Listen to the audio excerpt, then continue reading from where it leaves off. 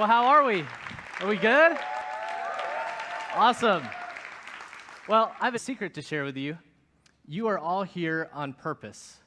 You made a series of decisions that led you to this room today. So let me ask you a question. Have you ever thought about what your motivation is behind everything you do?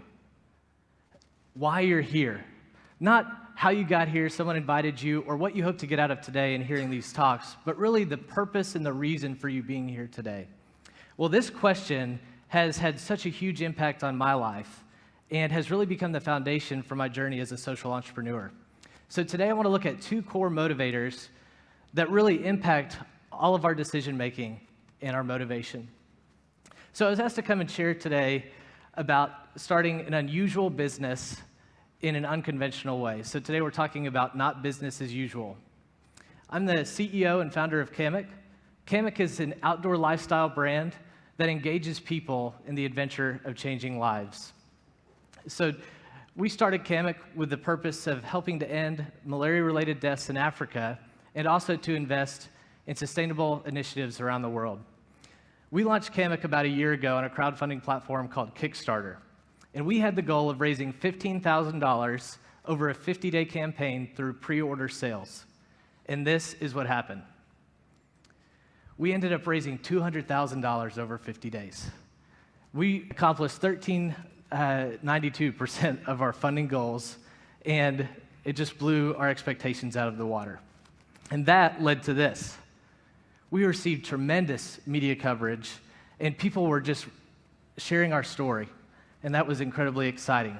And so through the Kickstarter campaign, we were able to launch our product. We were able to engage a community around the brand. We were able to develop a world-class supply chain that is both environmentally and ethically responsible. I'm a dreamer. I tend to see life for what it could be rather than what it is. I live in the distant future. I'm also an entrepreneur. I love adventure, and entrepreneurs tend to be ready to run into the wild unknown. But there's a lot of fears associated with entrepreneurship, right? Or starting anything new. We all know that businesses fail all the time. Finances can become tough as an entrepreneur. There's the fear of competition, and I've experienced all of those fears firsthand. When we first started Kamek, I had many people tell us that this idea of starting this business was overly optimistic and not scalable. At that time, I was a full-time grad student, we were living with family, and we had no money. And when we launched on Kickstarter, our competition was ruthless, and needless to say, they didn't give us a warm welcome into the outdoor industry. But nothing could have prepared us for this. What? We're pregnant. This was definitely not in the forecast for 2012 fiscal year. But when my wife and I found out that we were pregnant, we felt two emotions simultaneously. We felt fear and love. Fear of the unknown and an overwhelming amount of love for our unborn son. And so in that moment, we had a decision to make.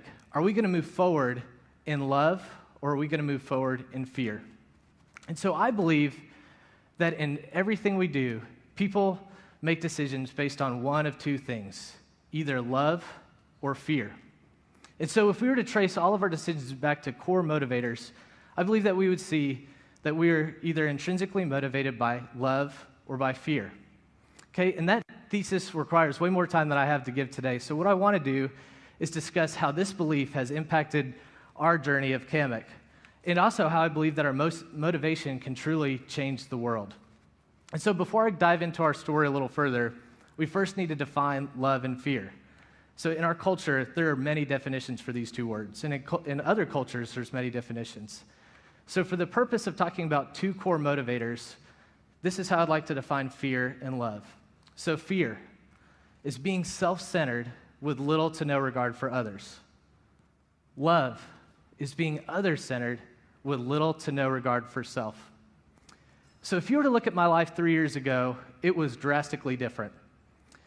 I had my dream job, or what was then my dream job. I was working for an amazing company. I made great money and experienced success and really got a taste of the high life early on. But with every new success, I realized that there was more and more fear that came with that success.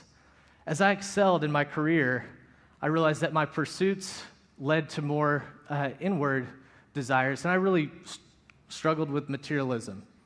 And there was this inward battle that really made me realize that I needed to make a drastic change in my life. So I did what many Americans do at a quarter-life crisis. I went back to school. So my background was in business. I received degrees in business in undergrad, and so I decided to do something completely different. I went to go and get a graduate degree in cross-cultural communications. And during that journey of going back to grad school, I became fixated on asking why. I became like a 2-year-old asking why in everything. So I also was fixated on this concept of motivation. What drives my intent? What drives my actions? And how does my motivation impact my life and those around me? And so what I found was when I asked myself the question, what is my motivation for everything? What is my motivation for everything that I do? After an honest analysis, I found that I was generally motivated by fear. I was very self-centered and had little to no regard for others. And so I believe that actions inherently in and of themselves are basically neutral.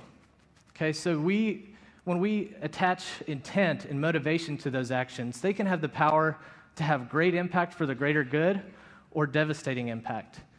And so when motivation is attached to actions and if fear is the base motive, I believe that those actions can be compounded to have devastating impacts. And a great example of this is in America during segregation, right? So if we're looking at fear, the definition that we gave is that fear is being self-centered with little to no regard for others.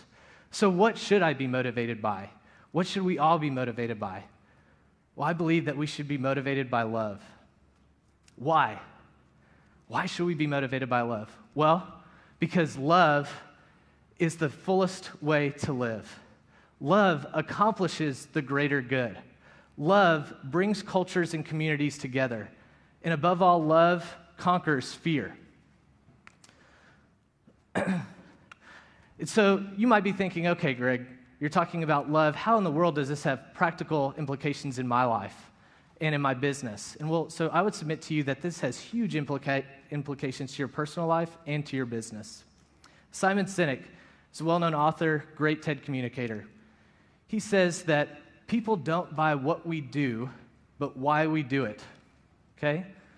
So he contends that the greatest businesses in the world, the greatest leaders, are dialed in on why, the reason and purpose for existence. And that brings success. And so he says our why makes all the difference. And what I'm asking us to do is take a look at a step further. What motivates our why? And that I would submit that we should be motivated by love. And so let me give you some practical examples of how this has had an impact on Kamek in our journey and how our brand looks way different because we take motivation into consideration. So when I first started Kamek, I had no intention of starting a business. I was in grad school as a full-time grad student, and during that time, I was taking a class on global needs. And that class wrecked me. I was exposed to harrowing statistics and facts on anything from sex trafficking to clean water issues, global hunger, and the list goes on and on. But nothing really impacted me as heavily as this. Every minute, a child dies from malaria in Africa. Really? It's 2012. How is that possible? Every minute, a child dies from malaria in Africa. This is preventable. It's treatable, and we have the tools at our disposal to eradicate this disease. And so I was impacted by that. And I realized in that moment of being impacted that I had a decision to make. Would I respond in fear and isolate and decide, you know what, I'm going to just worry about myself in this? Or am I going to allow that having an impact on me to motivate me to love, to have action to help others, however that would look? And so during that time, my brother introduced me to hammock camping. And I love the outdoors, so I was incredibly interested in this concept. And so at that time, I was also thinking about how can I purposefully engage in the fight against malaria? And so I had this epiphany. What if we were to create a lightweight camping hammock that could get people off the ground who are sleeping on dirt floors and would have integrated insect netting that could also provide vector-borne disease prevention from diseases like malaria. And that was the catalyst that got Hammock started. So it wasn't a desire to start a business. It was really out of my motivation to help others. And so Hammock was born out of this desire to love others. And so our mission statement really reflects our outward consciousness. And so nowhere in our mission statement will you find the words maximizing shareholder wealth, creating high-quality products, or the nuts and bolts of business. No, our mission statement is to equip and inspire for life-changing adventure. And so what that means is we are purposed to help others engage in the adventure of changing lives. And so our mission statement is outward-focused and is intended to help others, in turn, be outward-focused, to choose love as their motive. And so everything we do at Hammock is really run through this filter of our motivation. And so that has an impact on everything from our logo to the word hammock. And so my brother and I were talking about lightweight camping hammocks having an impact overseas in developing countries. And in my excitement to say camping hammock, I accidentally said hammock. And when I said that word, we both looked at each other with bug eyes, and we were like, that's it. That could be the name of the product, the name of the activity of hammock camping, so hammocking, and also the brand, the vehicle that could help people engage in this adventure of changing lives. And so also our logo has so much significance, and more than I have time to get into today, but we chose the female red kangaroo to be our logo, primarily because the female red kangaroo takes care of its young in one of the harshest climates in the world, the Australian outback. And it really symbolizes how we desire to care for others, to come alongside of them in a harsh external environment. So this motivation also has impact on our color choices for our products, the materials that we select, just overall product design. It has huge impact on how we communicate with our community and how we define and set parameters around our community. So one reason why we love using the kangaroo as our logo is that a pack of kangaroos is called a mob. How perfect is that for a community? So our community is literally called the mob, and someone in our community is called a mobster. And mob is also an acronym that stands for moving others beyond, all flowing from our why we're in this. And so we were able to see the impact of a mob so evidently before we even got product into people's hands when we launched our Kickstarter campaign. So why Kickstarter? We decided to go with an unconventional platform, an unusual way of funding for many reasons. We could have gone, the typical bootstrap route of soliciting friends and family for startup funds, angels or VCs. But we decided that we wanted to engage as many people as possible on the ground level to really help us in our mission in changing lives. And so we decided to launch on Kickstarter. And in a 50-day campaign, we were able to connect with close to 2,000 people in over 50 different countries all around the world. And those people are still very much engaged in our community today. And so let me tell you a secret about Kickstarter. We applied to be on the platform on 3 separate occasions, and each of those times we were rejected. And I don't have time to go into why, but we were just very motivated to be on that platform, and we didn't let no stop our decision to keep applying. In everything that we did, our motivation really drove our purpose.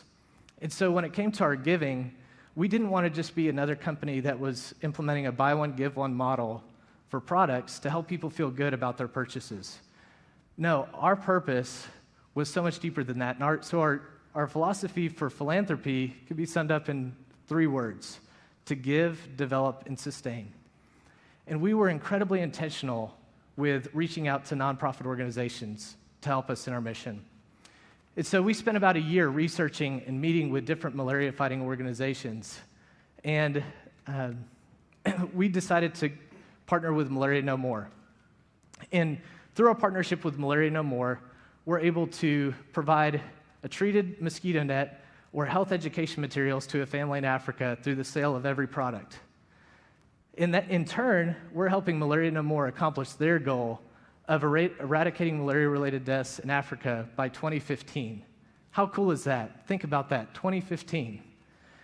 So on top of that, we wanted to do more. So we decided to partner with 1% for the Planet and commit 1% of total revenue to environmental and sustainable initiatives. And through our partnership with 1%, we connected with Comfort the Children International. Comfort the Children is an amazing nonprofit that does work in Kenya. And they do some incredible environmental and sustainable initiatives there. But their work has had huge impact. Let me share a story real quick with you guys about Florence and Ruth. Florence is a single mom, and Ruth is a daughter with special needs. Ruth has cerebral palsy. And before connecting with CTC, Ruth would not have had an opportunity to walk or to receive physical therapy, and education was off the table. But Ruth, through her mom being able to work at CTC to provide a wage for her family, Ruth now walks today because of the physical therapy that she received, and also she's received an amazing education.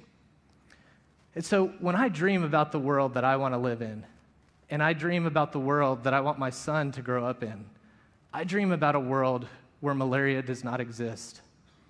I dream about a world where people choose to be motivated by love. You know, I think we owe it to ourselves to ask the question, what is my motivation for everything? We're all in the same boat. We're all here to help each other. And I believe that if we are all motivated by love, there's nothing we can't accomplish. Thank you.